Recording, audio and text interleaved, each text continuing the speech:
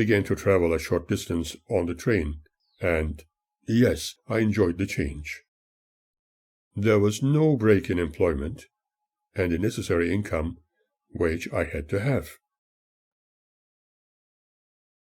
I continued to pick Magda up after work from the factory Otto Ficker and walked her home. We both thoroughly enjoyed such walks. Often we consumed apples, a small amount of bread, and some wine with her parents, for this seemed to be only food available to us while furthering our romantic interludes. Occasionally joining her parents and watching the news on their black and white television. Although her father had the tendency to frequently change the channels, thus annoying Emilie. But as usual, Magda and I preferred to take long walks before taking her home and making my way to Sister Nurk's place, where I was living after the Strohbach's departure. I will tell you more about this shortly. At weekends, I met Magda at an earlier time, and we listened to her father's LP records of marching bands, although she rarely wanted to. I must have appeared as if I was enjoying them, and that made Samuel feel very pleased. I knew for certain that Magda preferred to listen to operettas, which her father could not stand. That was also my kind of music, rather than some types of military renditions. From time to time we met with her other relatives, and her Aunt Mitzi, a very corpulent woman, was very keen to get to know me a little closer.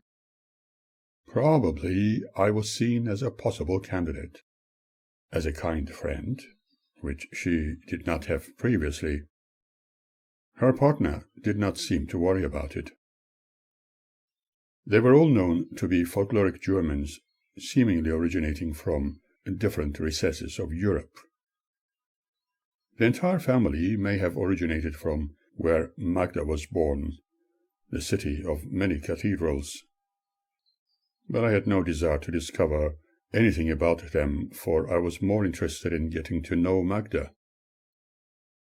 Our romantic interludes became more intense and exciting, and I became even more tolerant towards her interests by giving her the freedom to be herself, by letting her be, while also hoping that she would become freer, looking at other alternative ways of thinking, perhaps even being a little analytical about those so-called biblical truths, and have time to enjoy life. At the same time, I discovered more discrepancies in scriptural wisdom, and therefore became more distant in accepting what was completely illogical as truth. Fanaticism was not a song I wanted to sing, for I was conducting a far more important study, preparing myself for exams and looking forward to the day of my graduation. I was determined to keep silent about many more things for love's sake, and just observe, for it was very hard to swallow the fanatical ideas being impressed upon a person like Magda, whom I cared for. The persona she presented was extraordinarily naive about so many issues of life. However, her only interest remained within the bounds of witness teachings, which were based on extreme viewpoints. At every opportunity, she proclaimed that I had to be a very advanced and surely a dedicated witness, knowing all about the truth, for, as she claimed, I was very intelligent, just like those other witnesses, teaching her their supreme wisdom. That was it, and nothing else could be expected from supremely intelligent people who chose to accept Jehovah above everything else. They had been issued with special cards indicating that they were Jehovah's Witnesses, and would not accept any blood transfusions, although alternatives were acceptable. She had one given to her and got one for me too. It was a nice thought on her part, as she did not want me to sin in case one of us was involved in an accident and needed blood, for blood transfusions were considered as being consummation of blood, and the good Lord, in his supreme wisdom, demanded his chosen not to have it. This rule had to be obeyed even if it meant a life or death situation. I heard too many stories and read all about it in the newspapers everywhere. One such story still lingers in my mind. The little daughter of a Jehovah's Witness couple had experienced a terrible traffic accident, and her parents, together with their so-called brothers and sisters, prevented the medical staff from giving her the transfusion, surrounding the poor child, praying to Jehovah to heal her. Without a life-giving transfusion, the child could not survive, and there were no other alternatives available. They waited and prayed for a very long time, and the child eventually died. Instead of feeling the pain and even crying, some of them were smiling.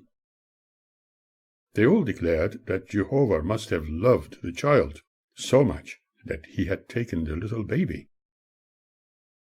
In their wisdom, they knew that Jehovah was going to resurrect her in the new world. To me, it was like child sacrifice, but I said very little. This was not a unique experience, for it happened many times all over the world, in different circumstances and occasions.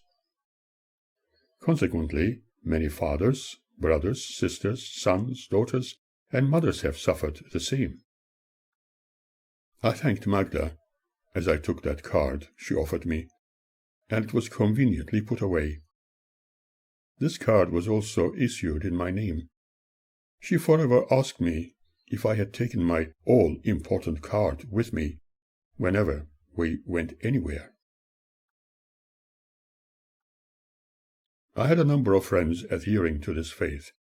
Therefore, I had to be no other than a faithful witness just like them, because apparently we were all commended not to associate with bad company to avoid having our good characters spoiled, as apparently written in the Bible. However, having friends adhering to their faith, or being reasonably knowledgeable about the Bible, did not make me or anybody else a witness. With Magda, it was never any different, because whenever she set her mind to something which she fanatically adhered to, she believed that it was the only reality. Unfortunately, love was truly blind. Could it be perhaps due to my mental blindness at the time? Was it due to me being very young, perhaps even too naive, believing I was in love with her without it being so? On one side, I thought that perhaps I was doing something wrong in the way I felt towards her, and on the other, I hoped things would change for the better. Maybe I had to wait a little longer before falling in love, or else wait for another opportunity to meet the right girl. Hearing my current state, my mother was very excited, and if I walked away from Magda, it would appear as if I was just playing around. Then again, whenever I met Magda, my feelings for her became stronger. Whenever I kissed her, I discovered that I could not let go. Yet whenever I thought about her fanaticism in regard to those cultist ideals, dark and brooding clouds surrounded me. On one side, I needed to concentrate on my studies. On the other, worrying about her was not easy. Furthermore, I was also concerned about my mother and dear brother, whom I wanted to assist no matter how small, but was unable to do anything because of my personal responsibilities at the time. My chances of seeing them soon were fast diminishing. Just one subject that would make a huge difference in my higher education was not very successful in my exams, forcing me to consider alternatives with the option that I could continue with what I had originally envisaged a little later. This way, at least my efforts would not be wasted. I was invited to travel to London with the prospect of furthering those studies. There was a dilemma which needed my immediate attention. I was in love with Magda, and it was the longest-lasting romance I found myself drifting into, although I was often hurt by the words, mannerisms, and sarcasm of her parents against me. But eventually they appeared to accept me, as they might have thought they had no other choice. I contemplated flying over to London, just for the adventure, and if possible, stay there for as long as I could, long before our romantic involvement became serious. I was intent on researching into ways to stay there on a permanent basis, but then again, England had a set of rules with their political systems, which one needed to consider. However, I had to try out what life had in store for me whenever an opportunity presented. I did not mention anything to anybody in this regard. I was curious about my studies in Germany and wondered how things would develop if and when I made my way to London before my relationship developed further with Magda.